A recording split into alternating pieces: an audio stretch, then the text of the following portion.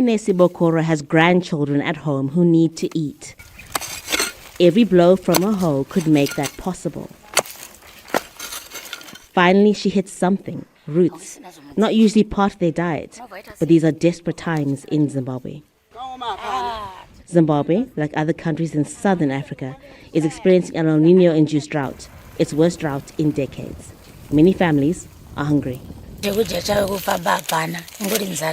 When I look at my grandchildren, I ask myself, what am I going to feed them?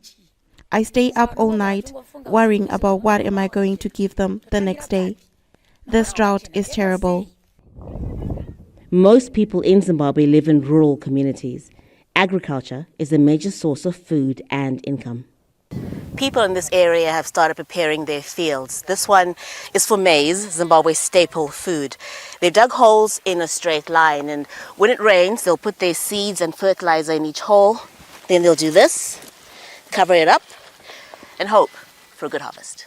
The United Nations says more than 500,000 children in Zimbabwe are at risk of malnutrition.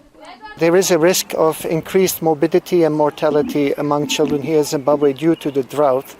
And in addition, as 60% of the crops that were planted were basically lost, there has been a very poor harvest. And that has an impact on the income of the households.